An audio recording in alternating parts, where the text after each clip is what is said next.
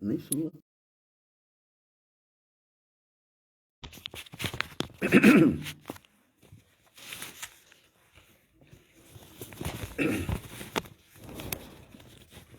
श्री रामाय नमो नमः।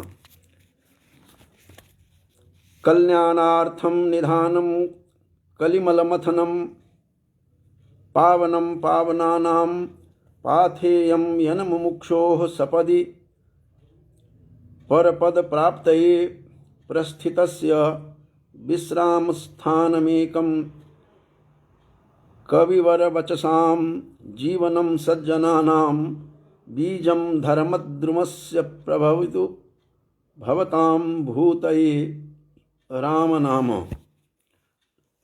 बंधुओं, सर्वप्रथम आज अयोध्या में जो प्राण प्रतिष्ठा भगवान राम की हुई है, ये तदर्थ सबको मैं भूरिशः शुभकामनाएं ज्ञापित करता हूँ।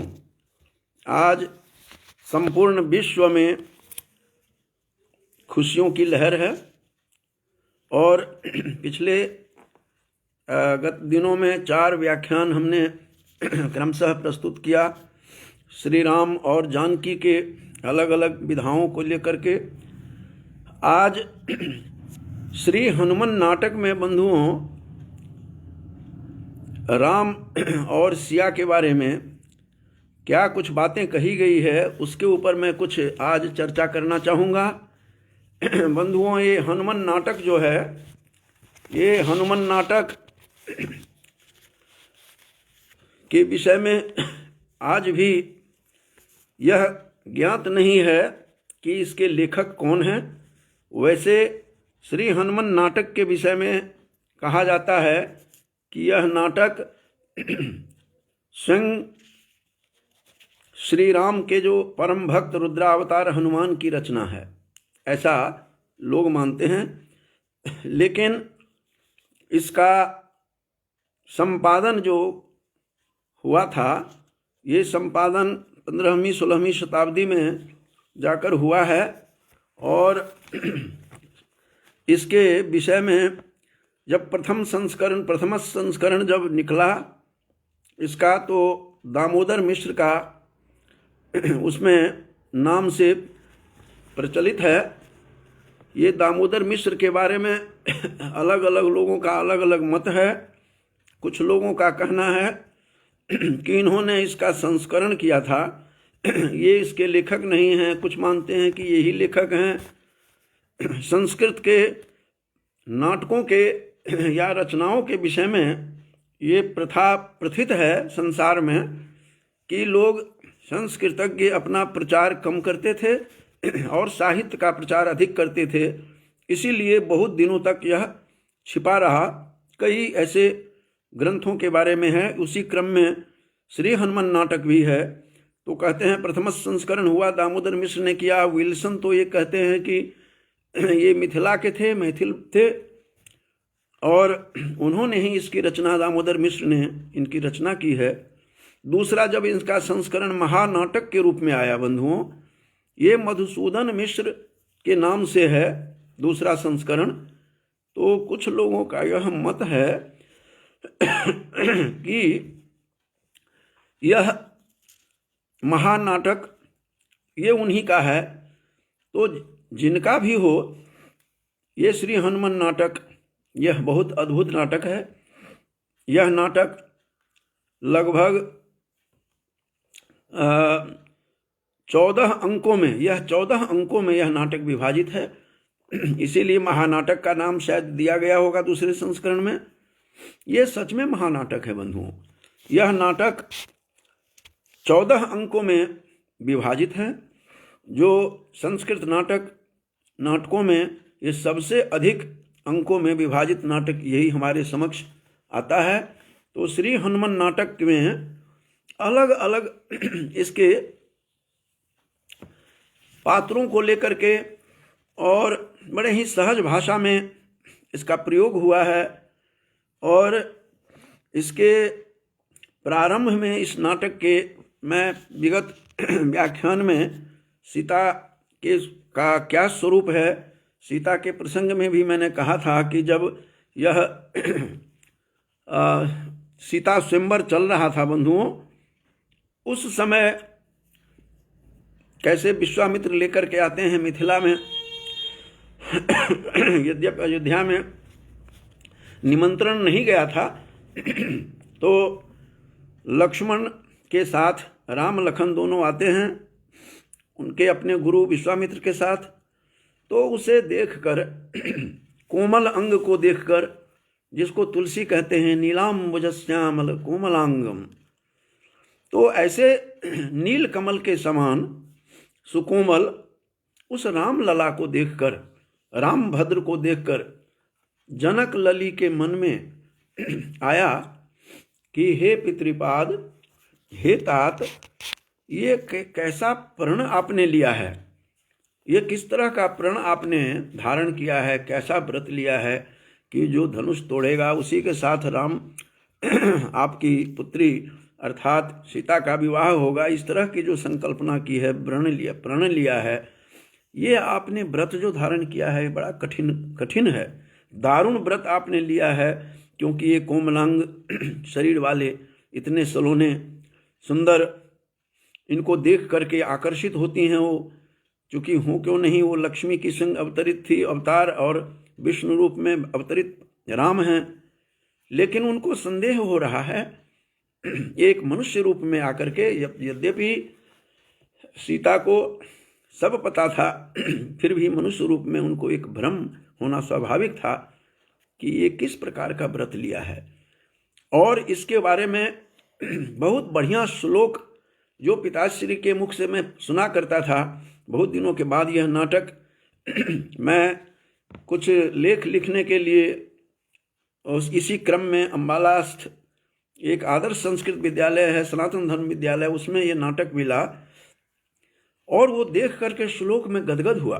मैंने अपने कई मित्रों से भी कहा, जो बहुत प्रसंग अच्छा है, सुंदर प्रसंग लेकर के वो श्लोक है, और है कि जो कमठ पृष्ठ कठोरमिदं धनुः, यह कमठ पृष्ठ के समान यह धनुष है। ये इसी हनुमान नाटक के प्रथमांक के 9वां श्लोक है। जो इसका दर्शन हुआ तो जो मुझे आनंदित हुआ था मैं, तो उसमें जब कहा गया कि कमठ के पृष्ठ के समान, कछुए के पीठ जो है बहुत कठोर होते हैं और उसके समान यह धनुष भी कठोर है शिव का, और ये कोमलांग राम का, रामभद्र का शरीर है, नीलाम्बुज श्यामल, इस शरीर से, इस हाथ से कैसे टूट सकता है, उठ भी नहीं सकता। तो कहती हैं कि कमठ पृष्ठ कठोरमिदं धनुः कमलमूर्तिरसौ रघुनन्दनः कथमधीज्य मनेन विधीयताम् अहतात प्रणस्तव दारुणः। हे तात, हे जनक, हे पिताश्री, ये किस तरह का दारुण व्रत आपने लिया है। ये थोड़ा सा पाठ भेद लेते हुए है इस द्रुत विलंबित छंद इस श्लोक में, जो मैंने पितृमुख से सुना था। उसमें था जो कथम अधिज्य मनेन विधीयताम, तो अहतात प्रणस्तव दारुणः जो था, उसमें पणस्तव दारुणः करके पाठ भेद दिख रहा है। इसमें पण का मतलब भी प्रतिज्ञा है बंधुओं। जैसा भी है, सीता के मन में संदेह उत्पन्न हुआ, शंकाएं उत्पन्न हुई, और यह शंका सीता के मन में धनुष तोड़ने के लिए है। और इस नाटक के 14वें सर्ग में, 14वें अंक में राम के मन में भी एक शंका आती है। ये शंका दोनों बराबर है।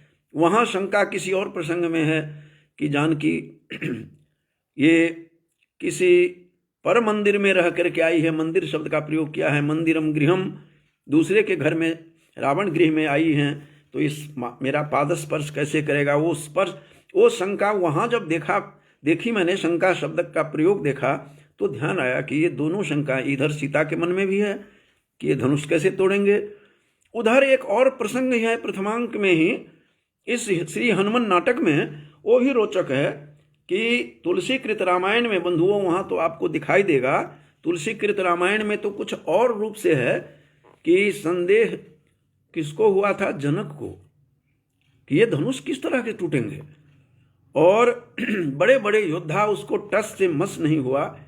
तुलसी तो कह रहे हैं कि 10 सहस्र भूप जो हैं ये कहीं एक बार में ही उठाया नहीं उठा, जिसको भागवत पुराण में पीछे भी बताया था कि 300 योद्धा उठा करके स्वयंवर में जिस धनुष को लाया, जिस धनुष को सीता प्रतिदिन उठा कर लिपा करती थी, ये बातें सारी ठीक है, लेकिन संदेह का जो प्रसंग है वो संदेह क्या है, वहाँ जनक को संदेह हो रहा है कि ये क्या हुआ है। अब उनके मन में भी आया ये क्या कर लिया मैंने। और रावण को, इसमें रावण को देख करके जनक को बड़ी प्रसन्नता होती है इस नाटक में कि रावण उठा ले तो मैं अपनी पुत्री को रावण को सौंप दूंगा। लेकिन पुरोहित आकर के इस कान में बताते हैं कि ये असंभव है, क्योंकि ये शिव का धनुष है और इनके गुरु का धनुष है, रावण का, रावण नहीं उठा सकता है, इसलिए वो वहाँ से नहीं उठा पाया है, नहीं आता है उसमें।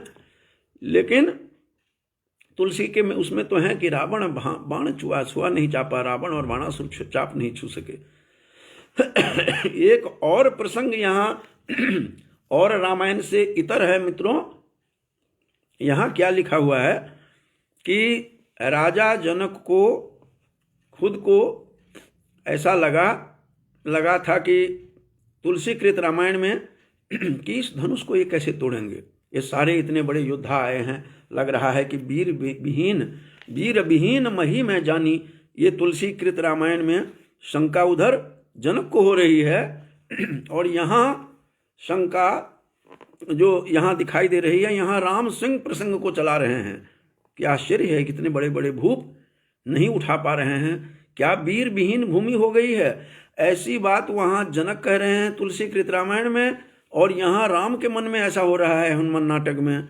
और हनुमान राम के मुख से ये बात सुनकर के लक्ष्मण वहाँ भी तमतमा उठे थे, शिशावतार, यहाँ भी वो क्रोधित हो गए हैं और भैया को कह रहे हैं कि मैं तो इस पुराने धनुष को जब चाहूँ इसको तोड़ मरोड़ कर फेंक दूँ, ये क्या है। और आप कह रहे हैं कि वीर विहीन भूमि हो गई है। वो अपने पर लेकर के थोड़े से वो उत्तेजित होते हुए यहाँ दिखाई देते हैं। ये और रामायण से ये इतर इसमें कहानी हमें दिखाई देती है और बहुत अच्छे ढंग से यहाँ पर वर्णन किया गया है इस नाटक में। और जो उसमें राम ने जो कहा था कि निर्वीर मुरबिलम, इस तरह से बातें कही गई है। यह उर्वी जो है ये वीरों से हीन हो गई है, ये भूमि अब है नहीं, जिसमें तुलसीकृत रामायण में लक्ष्मण गरजते हुए कहते हैं कि मैं इसे कंदुक इव ब्रह्मांड उठाऊं, मैं कंदुक के समान, गेंद के समान मैं ब्रह्मांड को उठा सकता हूं।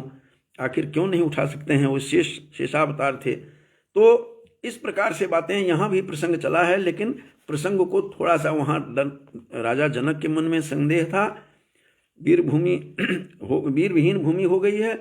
यहाँ राम को ऐसा लग रहा है, लोगों को देख करके, वहाँ जो योद्धा सब थे उनको देख करके बड़ा आश्चर्य हो रहा है उनको। तो इसी पर मिथिला वर्णन बहुत पहले मैंने जो लिखा था उसमें भी था कि आदिशतु यदि राम खंडयामि धनुष्यैवं, मैं इस धनुष को तोड़ सकता हूँ। तब तीनों लोग देखें कि ये कैसे है, कि या राम का आदेश हो, हमें राम का आदेश मात्र की हमें आवश्यकता है। इस प्रकार से बातें देखने को वहाँ पर मिलती है।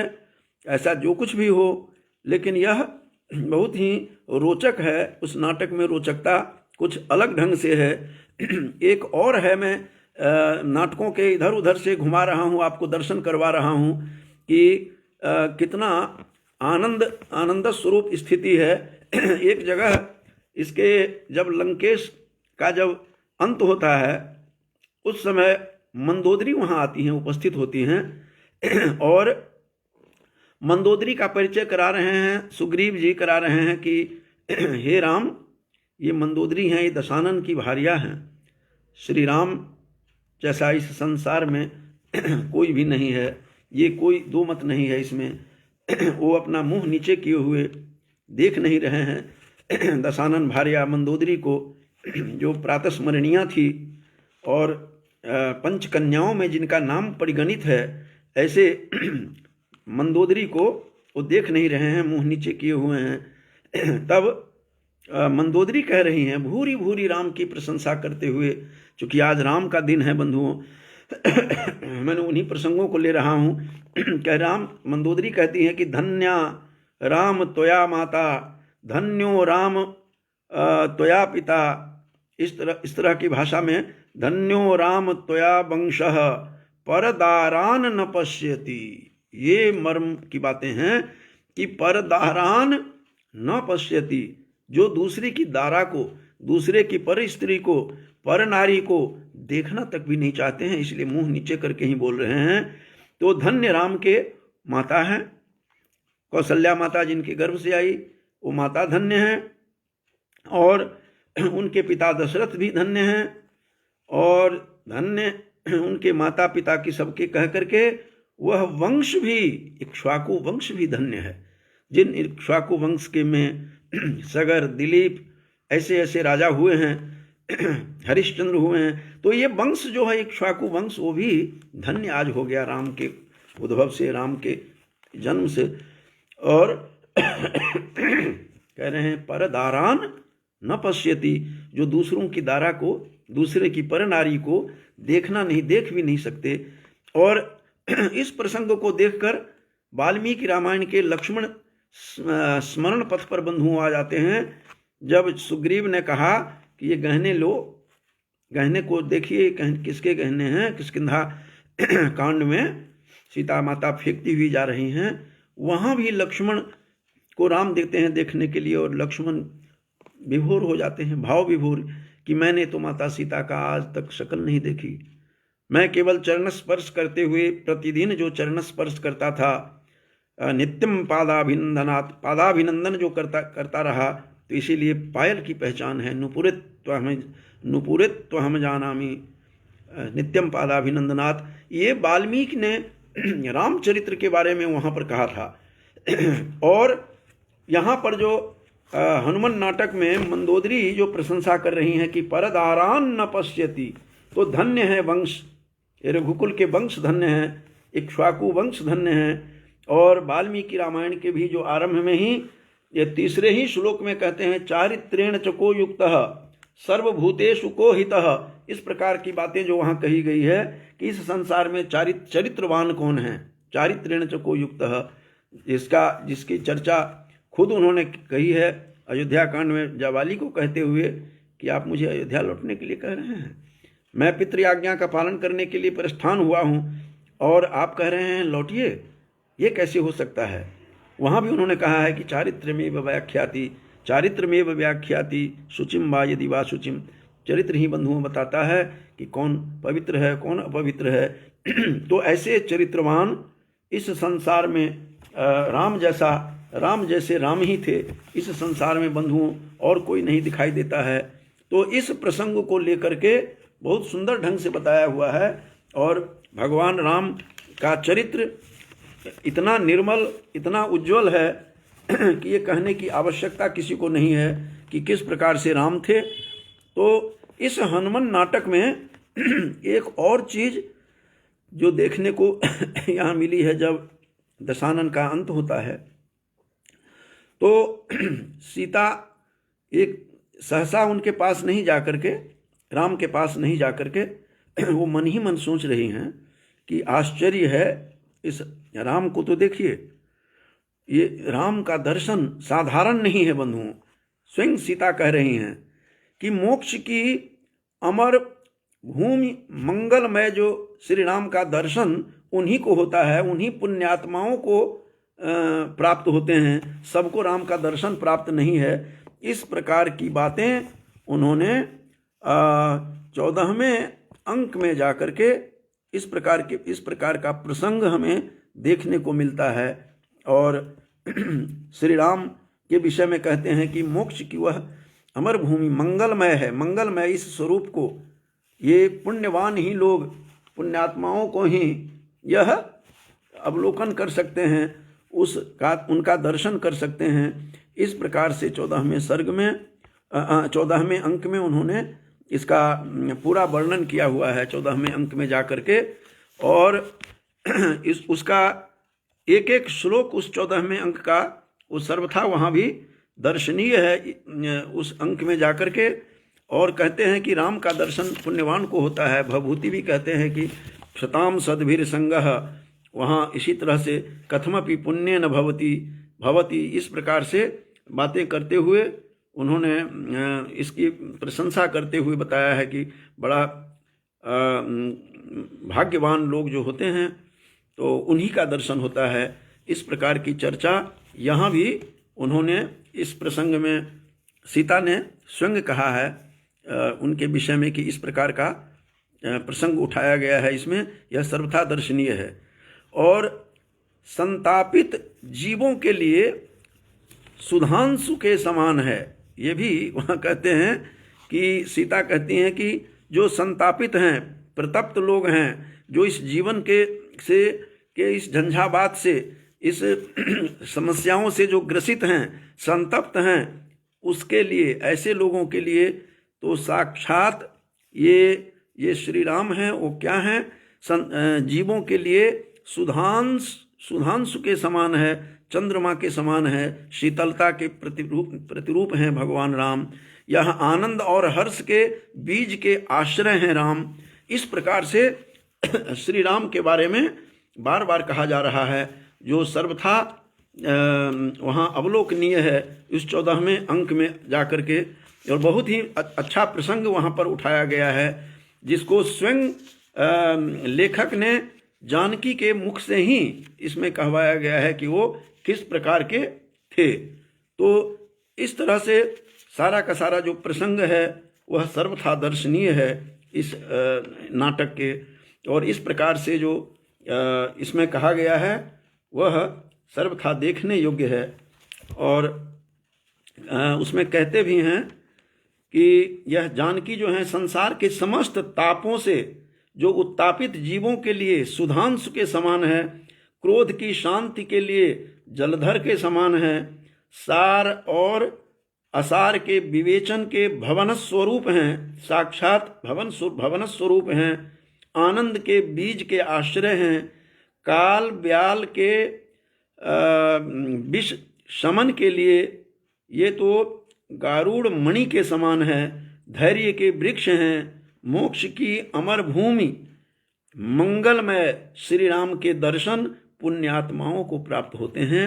ये बातें सीता जी के माध्यम से जानकी स्वयं कहती हैं। और स्वगतम में आया है बंधुओं ये 14वें अंक में, तो तापत छेद सुधाकरस्तनुमताम क्रोधान लाम्भोदरः सारासार विवेक शोक भवनम हर्षस्य बीज आश्रय। ये हर्ष के बीज का यह आश्रय है भगवान का दर्शन करना। काल ब्याल विशस्य गारुड़ मनिर धैर्य द्रुमो राम भू कैवल्य प्रतिमूर्धटे सुकृते रामस्य सत्संगमः। राम का यह सत्संगम, साक्षात श्री राम का दर्शन, ये आम व्यक्तियों को नहीं मिलता, ये आम जनों को नहीं मिलता। जो लोग पुण्यात्मा हैं, पुण्यवान हैं, ऐसे लोगों को ही राम का यह दर्शन होता है। यह सीता का, माँ जानकी का इस वचन को देख करके सर्वथा प्रतीत होता है कि बिल्कुल सत्य है। लेकिन इसके कुछ ही देर बाद सीता की अग्नि परीक्षा की भी तैयारी चल रही है। वो भी बड़ा कष्टकर मुझे दिखाई दिया है और बड़ा दुखदाई है। सीता का इस 14वें सर्ग में, 14वें अंक में ही आकर के इस प्रकार की ये लंका कांड, ये जब रावण का वध होता है उसके बाद सीता मन ही मन चरण स्पर्श करना चाहती हैं श्री राम के, अपने प्रियतम के, अपने जो पति के। चरण स्पर्श करने के प्रसंग में वो सोच रही हैं, वो बड़े धन्य लोग हैं, पुण्यात्मा हैं जो श्री राम के चरण स्पर्श कर लेते होंगे। इसलिए वो मन ही मन आत्मगतम था उनका। लेकिन उसके बाद सहसा रामः उपसृत्य, राम एकदम से वो मंच पर आते हैं और कहते हैं, हे महांतो जनाः यद्यपि प्रिया पतिव्रता, माना कि मैं मेरी यह प्रिया जो है पतिव्रता हैं, तथापि चिरम पर मंदिरस्था, चिर काल तक पर मंदिर में, पर गृह में, पर घर में, पर भवन में रही हैं। इसीलिए दिव्य मंत्रेण कथम माम स्पष्टुमर्हति, ये कैसे भला मेरा स्पर्श कर सकती हैं। इत्याकर्ण्य राम वाक्याकाश दवतरन्ति स्म ब्रह्मादयः, यह सुनकर के आकाश मार्ग से ब्रह्मा आदि सब अवतरित होते हैं। इस प्रकार से ये जो अग्नि परीक्षा की बातें जो हुई है, ये दुखदाई इस नाटक में भी यथावत बरकरार है, हनुमान नाटक में भी है। और इस हनुमान नाटक में ये साफ शब्दों में ही कहा गया है कि यह जो हे उपस्थित महानुभावों, यद्यपि मेरी प्रिया, इसमें कोई शक नहीं है कि मेरी प्रिया जो हैं पतिव्रता हैं, सब कुछ ठीक हैं, तथापि बिना परीक्षा के यह कैसे मुझे स्पर्श कर सकती हैं। कितने कठोर वचन हैं। एक तरफ इससे पहले ही जानकी सोच रही थी कि राम के जो चरण स्पर्श कैसे हैं, किस प्रकार से आनंद और हर्ष के बीज के आश्रय हैं, जो अभी कहती नहीं थक रही थी कि इसके बाद श्री राम के मुख से यह सुनकर स्तंभित भी होती हैं। और इस प्रकार की बातें वहाँ कही गई है। और ये व्यथित ये मानते हैं कि नहीं, श्री राम मान रहे हैं कि नहीं, ऐसा नहीं है कि भगवान रूप में हैं वो। भगवती सीता के बारे में, पातिव्रत्य के विषय में कथमपि शंका नहीं है। लेकिन वही जो पीड़ा है कि महिलात्वेन के महिला होना क्या इतना कठिन है, जो बातें दिग्नाग ने कुंदवाला नाटक में कही थी, वो स्मरण पथ पर सही में आ जाता है कि क्या नारी होना इतना कठिन है, सारी परीक्षाएं नारी को ही है। ये इस प्रकार की बातें, ये ऐसा लगता है जैसे पुरुष प्रधान देश में ये जो नारी के बारे में जो बातें उठाई जाती है, वो पीड़ा सीता को, माँ जानकी को, क्योंकि मैं पहले भी बताया था कि उन माँ जानकी के जन्म स्थान में मेरा भी सौभाग्य से जन्म हुआ है। इसीलिए भगिनी स्वरूपा जो हमारी जनक नंदिनी हैं, किशोरी जी हैं, उनको किशोरी जी ही मिथिला में कहते हैं आज भी। और श्री राम को दुल्हा सरकार के रूप में कह करके संबोधित करते हैं। इसीलिए दुल्हा सरकार को बहुत सारे वहाँ पर जो हैं गरियाते भी हैं, उनको गालियाँ भी देते हैं कि तुम हे राम और भाई गोरे और तुम काले हो गए, इस तरह से बहुत बातें हैं। तो इसलिए स्वाभाविक पीड़ा मुझे उत्कंठित करने लगती है कि ये क्या हो रहा है। तो इधर से एक मान रहे हैं कि यद्यपि पतिव्रता सीता जानकी में विद्यते, लेकिन फिर भी तब तक वहाँ सारे ब्रह्मादि सभी देवता वहाँ अवतरित होते हैं। तो इस प्रकार का जो प्रसंग यहाँ आया है अग्नि परीक्षा का, वो भी एक विलक्षण है। इसमें जो दिखाई दिया है वहाँ परशुराम भी आते हैं, धनुष टूटते समय जब बातें प्रसंग हुई थी, और महता कंठ से खूब गरजते आते हैं, लेकिन पता लग जाता है कि अरे विष्णु स्वरूप ये स्वयं श्री राम अवतरित हैं, तो शांत होते हैं।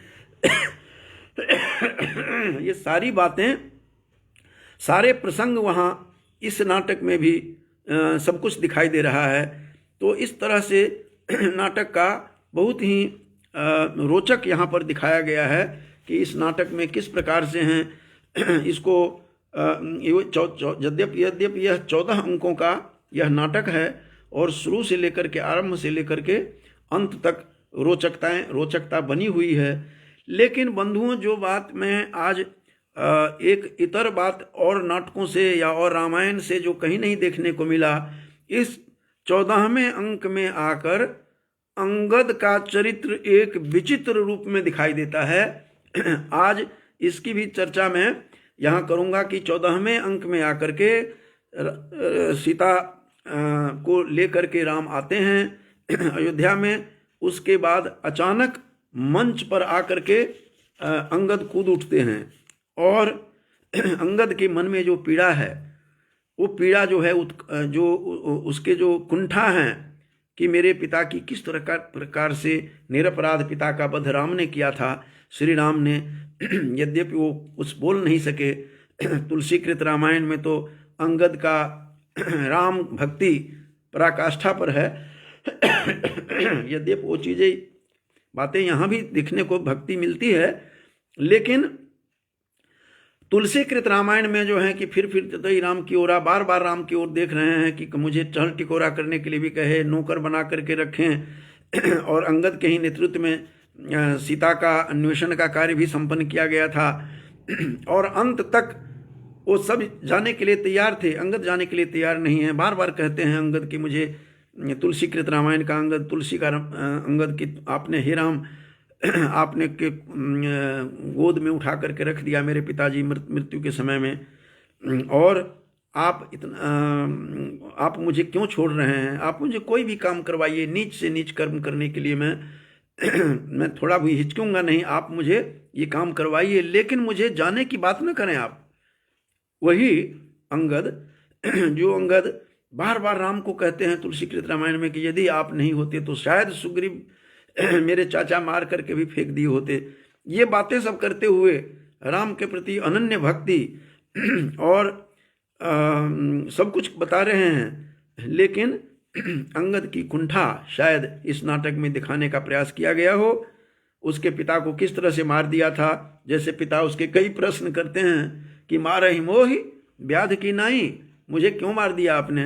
राम इसमें वाल्मीकि रामायण में तो यहाँ तक राम ने कहा है कि तुमने त्याग दिया था सनातन धर्म को, सनातन धर्म का को परित्यक्त करके तुमने गलत मार्ग अपनाया, अनुज वधू को अपने अधीन में किया। ये बातें सब कह करके बाद में तुलसी के जो हैं वो सही रास्ते पर आ जाते हैं और अंत में उनको मुक्ति भी देते हैं भगवान राम। और चूंकि सिंह बाली जो थे इंद्र के अवतार थे, इंद्रपुत्र के रूप में आए हैं, ये सारी बातें ठीक है, लेकिन अंगद का स्वरूप यहाँ पर आकर के विलक्षण अलग से दिखाई देता है। मुझे कहीं पढ़ने को देखने को मित्र नहीं मिला। मित्रों, अंगद जो है इस हनुमान नाटक का, वो कहता है कि एकदम से अचानक आता है, और अचानक नहीं आया होगा, इसमें कुंठा बताई गई होगी कि मेरे पिता को ऐसे ही मार दिया गया, मैं विवश था, मैं कुछ नहीं कह सका, मेरे पिता से कोई प्रत्यक्ष झगड़ा भी नहीं था। तो वो कुंठा जो कहीं रही होगी, वो मनोवैज्ञानिकता इसमें दिखाई गई है, वो उभर करके सामने मनोवैज्ञानिकता सामने उभर करके आती है, झलकती है। और कहते हैं आकर के मंच पर सभी जितने भी योद्धा हैं राम दल में, सुग्रीव हों, हनुमान हों, नल नील हों, जितने भी हों, सब एक तरफ आ जाएं और मैं एक तरफ हूँ। आप लोग आकर के देखें कि और मैं सबके तरफ से अकेले ही आप लोगों से लड़ाई करूँगा, लड़ूंगा आपसे। आश्चर्य लगता है इस नाटक में देख करके 14वें अंक में हनुमान नाटक के, और जिसे महानाटक भी कहा गया है, मधुसूदन मिश्र ने महानाटक का नाम दिया है। इस प्रकार से इस नाटक का जो देख करके अचंभित होता है, और ये किस प्रकार से कुंठित होकर के रंगमंच पर आता है और ललकारते हैं सबको कि सभी एक तरफ हो जाइए, मैं अपने पिता के बैर शोधन करूँगा, जो बैर शोधन कदापि नहीं भूल सकता मैं। इस तरह की वो बात करते हैं। 14वें अंक में कहते हैं कि रामचंद्र त्वया दृष्टम यद्यत तत् तन्मया कृतम यतस्त्रैलोक्यनाथोसी न च त्याज्यं गुरुर्वचः। बड़े जोर से बोलते हैं कि हे भगवान राम, आपने जो जो आदेश मुझे दिया, जो जो आपने कहा, सर्वम मया कृतम, मैंने सब कुछ चुपचाप मैंने आपका आदेश का पालन किया। जो जो कहा आपने, मैंने सब काम किया आपका। यद्यपि आप त्रिलोकी हैं, तीनों लोकों के स्वामी हैं, तथापि मैं अपने पिता का बैर शोधन कदापि नहीं भूल सकता। और न च त्याज्यं गुरुर्वचः। और मैं कदापि आपको इसके लिए मैं ललकारता हूँ और आप आ जाइए मेरे पास, मैं आपसे लड़ूंगा। और सभी को कह रहे हैं, यद्यपि सुग्रीव वगैरह जितने भी थे उनके राम दल में, सब उनको समझाते हैं कि क्या कर रहे हो, ये अनर्थ क्यों कर रहे हो, कथम अनर्थम रचयसि, लेकिन वो मानता नहीं है। वो कहता है कि मैं तो आपसे लड़ूंगा, आपके साथ लड़ाई करूंगा। इस प्रकार की बातें कह रहे हैं, सबको संबोधित करते हुए कहता है, हे राम, आप अपने आज्ञा, जितने भी आपके आज्ञा मानने वाले यहाँ पर हैं, चाहे लक्ष्मण जी हैं, सुग्रीव हैं, पवन कुमार क्यों न हो, सभी वानर वीरों को साथ भूमि में एकत्रित होकर के उतरिए। आज मैं अपने पिता के बैर शोधन के लिए अकेला ही आपसे युद्ध कर आपको मथ डालूंगा। इस प्रकार की बात मथनामि दोषना, इस तरह से बोल रहे हैं कि पश्य श्री रामचंद्र त्वदभि मत महो लक्ष्मणे नापि पूर्णे तूर्णम रंगावतारे अवतरतु स भवान निहृतो येन तातः सुग्रीवेनांजनेय प्रमुख भट चमू शक्रबालेन सार्धम त्वामेके नांगदोहम पितृनिधन मनुसृत्य मथनामि दोषना। ये घोषणा करता हुआ कहता है कि रणभूमि में इकट्ठे उतर आइए, चाहे आप अंजनी पुत्र को लेकर के आइए, सुग्रीव को लेकर के आइए, जिनको ले करके आना है सब एक साथ आ जाइए। मैं अकेले में आपसे प्रतिशोध जो है इसका बदला मैं लूँगा आपसे। इस प्रकार मैंने अचंभित हो गया जब मैंने प्रथम बार मित्रों इस नाटक को पढ़ा, अंगद का स्वरूप देखा, मुझे आश्चर्य हुआ। लेकिन रामभद्र कैसे हैं? हमारे रामभद्र कैसे हैं? तो गंभीरता में सागर के समान है, समुद्र इव, और पर्वत के समान धैर्य है उनके। ये वाल्मीकि रामायण में जो कहा गया है कि वह पर्वत के समान उनका धैर्य है, पर्वत के समान।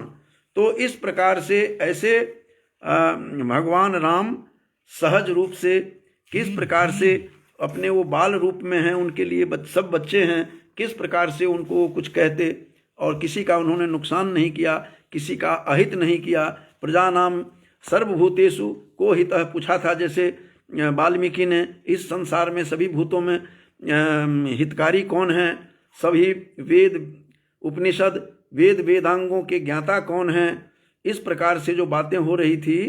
तो ऐसे इक्ष्वाकु वंश में उत्पन्न राम हैं जो वाल्मीकि ने कहा है।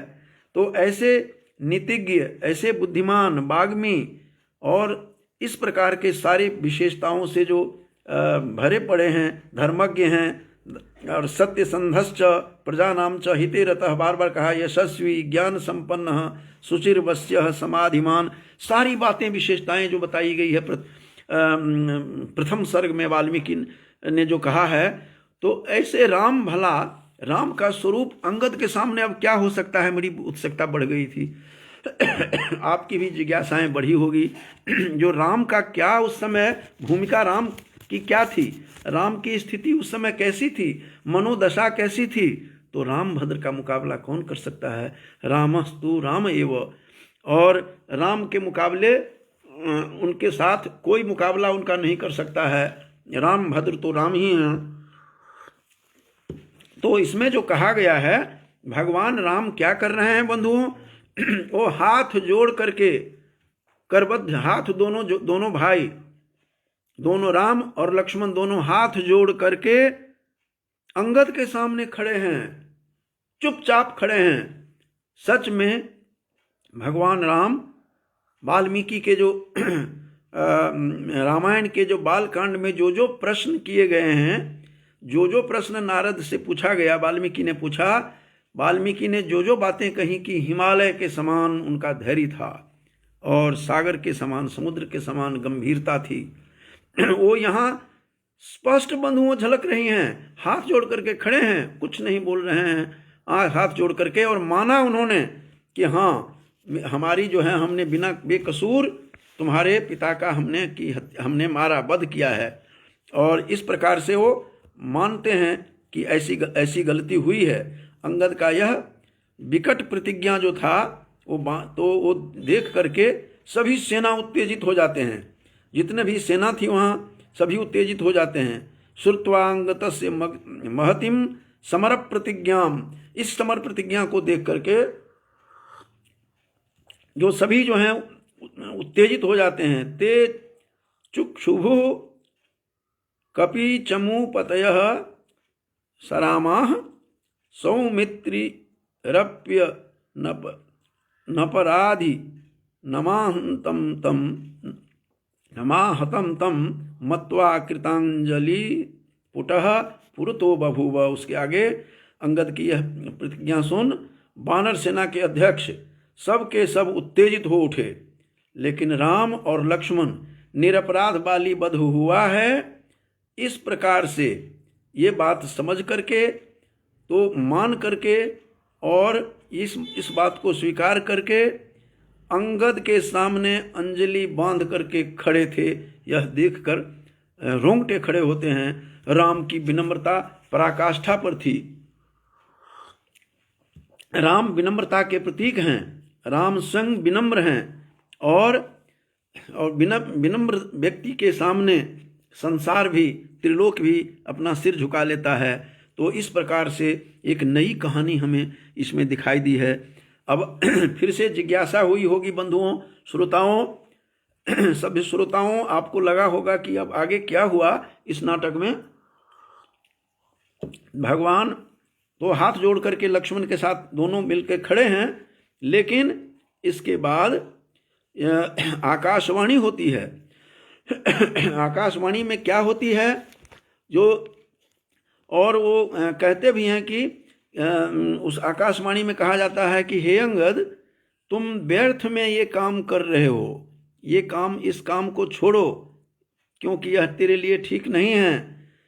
तुम इस का प्रतिशोध, जो तुम्हारे पिता का वध हुआ जैसा तुम समझ रहे हो, इसका बदला तुम्हारे पिता स्वयं लेंगे। और वही व्याध बन करके कृष्णावतार में कृष्ण के बारे में जो सुना है, तो कृष्णावतार में वो स्वयं करेंगे।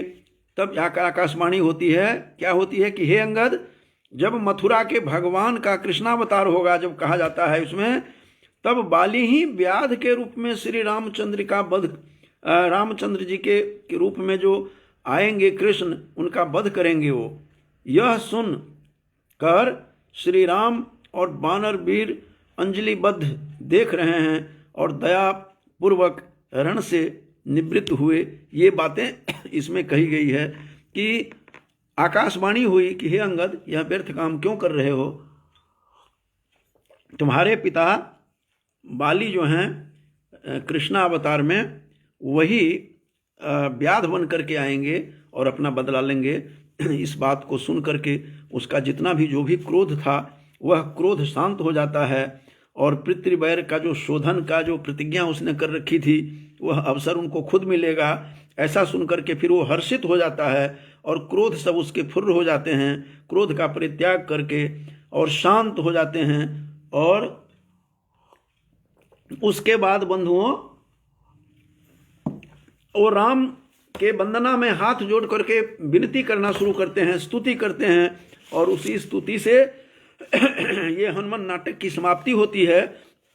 तो इस प्रकार की जो बातें, जो अश्रुत पूर्व रहा है, इस प्रकार की बातें अंगद का अभिनय देख करके आश्चर्य होता है कि किस प्रकार से वो उनके श्री राम के समक्ष गरजते हैं, गर्जना करता हुआ आता है कि आपको सबको मैं मत दूंगा। ये भाषा जो है बड़ा ही राम के लिए जो कहा गया है और सभी सेनाओं के लिए, वो देख करके रोमांचित होता है कि ये क्या हो गया। लेकिन आकाशवाणी होती है, लेकिन राम दोनों हाथ जोड़ करके खड़े हैं। भगवान राम तो राम ही हैं, इसीलिए तो पूज्य हैं, इसीलिए आराध्य हैं, करुणा के सागर हैं, दया के सागर हैं, गंभीरता में पराकाष्ठा हैं।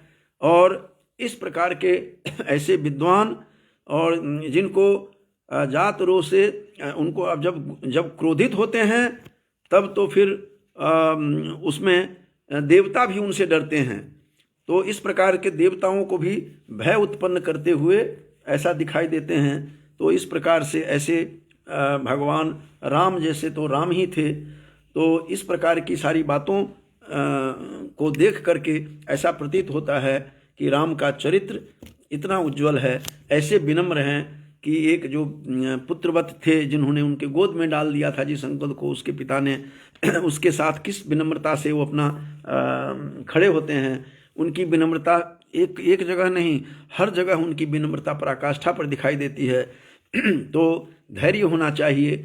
वो धैर्य शबरी का भी देखा है आप लोगों ने कि किस प्रकार से वो इंतजार कर रही थी, और विश्वास, आशा और विश्वास से मनुष्य राम को की भी प्राप्ति होती है, रामत्व की प्राप्ति होती है। और हनुमान नाटक की सारी कथा इस प्रकार से ही है, बहुत ही अद्भुत है, रोचक है। कहा जाता है कि स्वयं हनुमान का लिखा हुआ है और यही सत्य होगा। बाद में सबने संशोधन किया होगा, संपादन किया होगा। तो इस प्रकार की बातें कुछ थी, जो अंगद की बातें कुछ मुझे अलग सी दिखी। सीता का भी वचन बहुत अच्छा लगा कि भगवान राम साधारण नहीं हैं, भगवान राम का दर्शन भी साधारण नहीं है।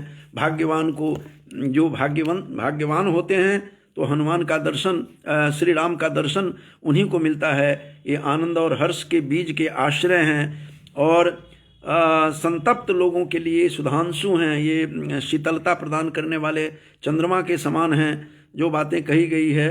और इस प्रकार से ऐसे भगवान राम मंगलमय की बातें कही है, सीता के मुँह से कहा गया है आत्मगतम में। ऐसे श्री राम का दर्शन पुण्यता प्राप्त, पुण्यार्जन से ही मिलता है, भाग्य से ही मिलता है। तो इस प्रकार की कुछ बातें थी जो हनुमान नाटक के विषय में आपके सामने हमने प्रस्तुत किया, हमने रखा। और भगवान राम की विनम्रता की पराकाष्ठा भी दिखाई, जो अंगद के सामने दिखाई दिया है। वाल्मीकि के रामायण में किस प्रकार से चरण स्पर्श दोनों भाई करते हैं अहिल्या माता का, और आशीष लेते हैं। ऐसी विनम्रता के पराकाष्ठा यद्यपि पीछे भी मैंने बताया था, पिछले व्याख्यान में, कि तुलसी कृत रामायण में अहिल्या माता राम का चरण स्पर्श करती हैं, लेकिन वाल्मीकि रामायण में ऐसा नहीं है। वाल्मीकि रामायण में वो दोनों भाई उनका चरण स्पर्श करते हैं, और यहाँ भी विनम्रता की पराकाष्ठा देखी है आपने। तो भगवान राम का की जो आज प्राण प्रतिष्ठा हुई है, आज भारत ही नहीं, भारत के अन्य देशों में हर जगह धूम मची हुई है। और इस प्रकार से भगवान राम का की जो आज जो स्थापित हुए हैं, जो टेंट से में पड़े हुए थे, और जिसके लिए बहुत लोगों ने सब कुछ अपना लुटाया, बलिदान दिया। आखिर हम लोग भाग्यशाली हैं कि हम लोग कम से कम देख तो रहे हैं। तो ऐसे भगवान राम को कोटिशः नमन करते हुए, उनको प्रणाम करते हुए, अंगद के सामने उनकी विनम्रता को भी उनका प्रणाम करते हुए, हम लोग उनके श्री राम के जो व्यवहार हैं, ये इस प्रकार से जो धैर्यवान हैं, ऐसे धैर्य रखें, ममत्व रखें, और लोग हित में जो लगे रहते हैं, एक भी गुण का भी हम लोग यदि उसको धारण कर लें अपने में, तो आज जो प्राण प्रतिष्ठा हुई है उससे हम लोग धन्य धन्य हो जाएंगे। ऐसे राम को कोटिशः नमन करते हुए मैं अपनी वाणी को विराम देता हूँ। जय श्री राम, जय सिया राम।